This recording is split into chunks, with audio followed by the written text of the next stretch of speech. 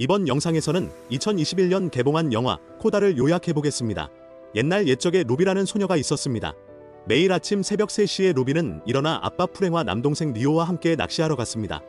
그들은 바다 옆에 살았고 모두 어부였지만 루비 외에는 귀가 들리지 않아 잘 듣지 못했습니다. 루비는 가족 중 제대로 들을 수 있는 유일한 사람이었습니다. 루비는 가족의 낚시를 도운 뒤 학교에 갔지만 일 때문에 피곤해 수업 시간에 잠들곤 했습니다. 루비의 학교 친구는 거티였습니다. 루비는 일부 반 친구들이 그녀에게 생선 냄새가 난다고 놀렸기 때문에 친구를 사귀는데 어려움을 겪었습니다. 학교가 문을 닫았을 때 루비의 부모는 때때로 루비를 당황하게 만드는 시끄러운 음악을 틀면서 그녀를 데리러 갔습니다. 루비의 부모님은 피부 문제가 있었기 때문에 그들은 종종 피부과 의사를 방문했습니다. 루비는 청각장애로 인해 의사소통이 잘 되지 않았기 때문에 자신들의 문제를 의사에게 설명해야 했습니다. 청각장애인 가족과 함께 사는 것은 루비에게 어려운 일이었습니다. 그녀의 가족은 청소를 하거나 물건을 거칠게 다룰 때 등 의도치 않게 소음을 많이 냈습니다.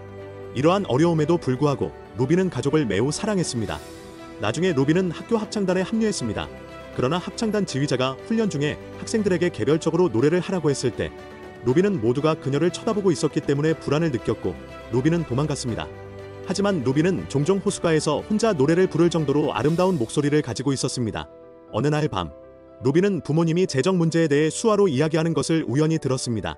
그들은 낚시로 많은 돈을 벌지 못했고 루비의 아버지는 다른 직업을 가질 수 없었습니다.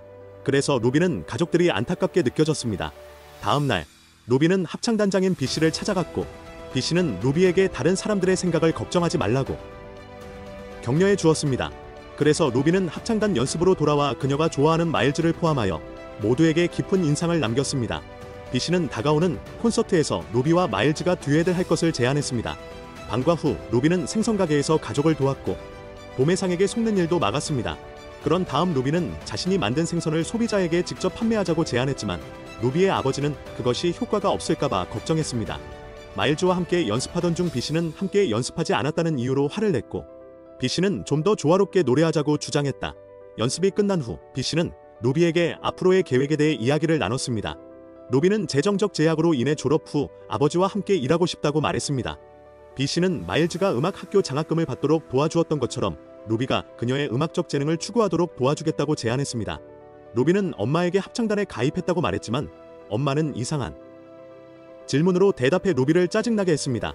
루비는 자신이 하는 모든 일이 가족과 연결되어야 한다고 느꼈습니다. 어느 날 루비는 부모님에게 말하지 않고 마일즈를 집에 불러 노래 연습을 하게 했습니다. B씨가 배정한 곡을 루비 방에서 연습했다. 우연히 루비의 부모님이 사랑을 나누는 소리를 듣기 전까지는 모든 것이 순조롭게 진행되었습니다. 루비는 당황스러워서 마일즈에게 떠나라고 요청해야 했습니다. 학교에서 점심을 먹는 동안 루비는 친구들로부터 놀림을 받았습니다. 루비는 그들의 몸짓과 말을 이해했고 그것이 루비를 기분 나쁘게 만들었고 그래서 루비는 떠났습니다. 마일즈는 사과하기 위해 루비를 쫓아갔고 자신은 친구 한 명에게만 말했고 그 이야기가 퍼질 것이라고는 예상하지 못했다고 인정했습니다. 루비는 가족의 사생활이 농담할 만한 것이 아니었기 때문에 마음이 아팠습니다. 오후에는 루비가 처음으로 개인 노래 레슨을 받기 위해 B씨의 집으로 갔습니다. 처음에는 루비가 자신의 목소리의 잠재력을 최대한 표현하는 것이 어려웠지만 B씨의 재미있는 교수법은 루비가 발전하는 데 도움이 되었습니다.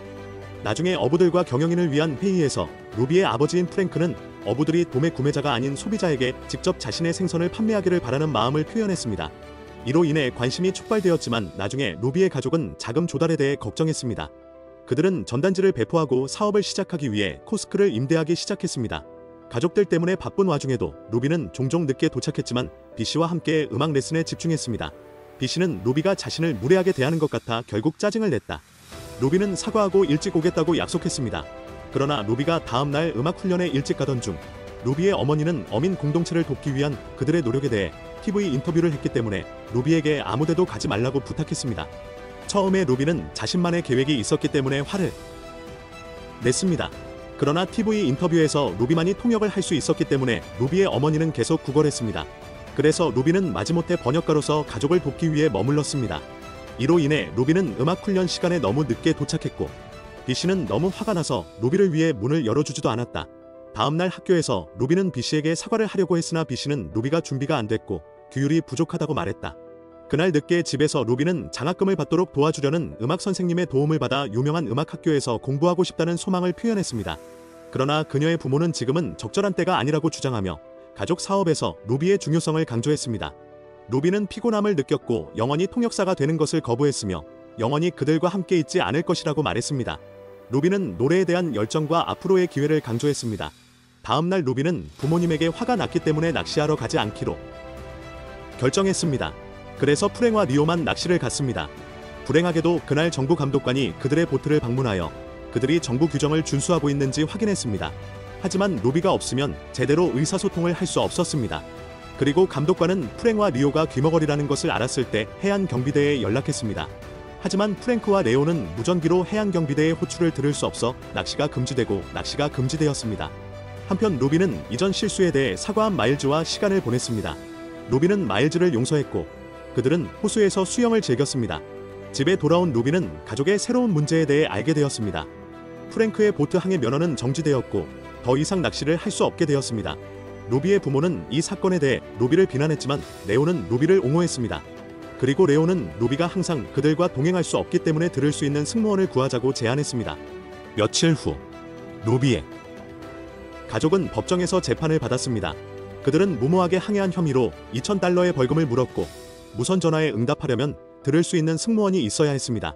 들을 수 있는 사람을 찾는 것은 쉬웠지만 루비처럼 수화 능력이 있는 사람을 찾는 것은 어려웠습니다. 그날 밤 늦게 루비는 아버지가 보트를 팔 계획이라는 사실을 알게 되었고 루비는 가족 사업을 돕기 위해 대학 꿈을 연기하기로 결정했습니다. 그러나 레오는 이에 동의하지 않았지만 루비는 자신의 결정을 확고히 고수했고 이로 인해 레오는 화를 냈습니다. 다음날 루비는 레오에게 말을 걸었지만 레오는 여전히 화가 났습니다. 레오는 루비가 가족과 영원히 함께 있을 수 없다고 믿었고 레오는 루비가 음악적 꿈을 추구하도록 격려했습니다. 리오는 루비가 태어나기 전에 가족이 괜찮았기 때문에 루비가 사업을 관리할 수 있다고 확신했습니다. 레오는 자신의 청각장애를 불쌍히 여기고 싶지 않았습니다. 며칠 후 루비와 마일즈는 고등학교 합창단 콘서트에서 듀엣을 불렀습니다. 프랭는 루비의 목소리를 들을 수 없었기 때문에 프랭는 루비가 노래하는 동안 다른 사람들의 반응을 지켜보았습니다. 프랭는 루비가 노래를 아주 잘한다는 것을 알고 놀랐습니다. 비씨는 콘서트가 끝난 후 루비의 부모님과 이야기를 나눴고 비씨는 루비의 재능을 칭찬했다. 그날 밤 프랭크는 루비에게 학교에서 불렀던 노래의 의미를 설명해 달라고 부탁했습니다. 그런 다음 프랭는 노래를 이해하기 위해 루비의 목을 잡고 다른 사람의 소리 진동을 느끼면서 루비에게 노래를 불러달라고 요청했습니다. 다음날 프랭는 루비가 기회를 가질 자격이 있다고 느꼈기 때문에 루비를 대학 오디션에 데려가기로 결정하여 루비를 놀라게 했습니다. 대학 오디션 때 비씨가 피아노를 치며 루비를 응원하러 왔고 루비는 비씨와 함께 연습한 노래를 불렀다.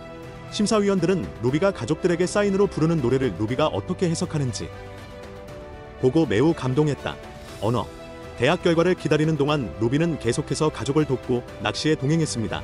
가족은 또한 루비 없이 독립하는 방법을 배우기 시작했습니다. 마침내 대학 결과가 나왔고 루비는 대학에 입학하게 되었습니다. 가족들은 신이 났고 비씨도 함께 축하하러 왔다. 며칠 후 루비는 보스턴에 있는 대학으로 떠났고 영화는 끝났습니다. 시청해주셔서 너무 감사하고 구독 잊지 마세요. 평안하세요.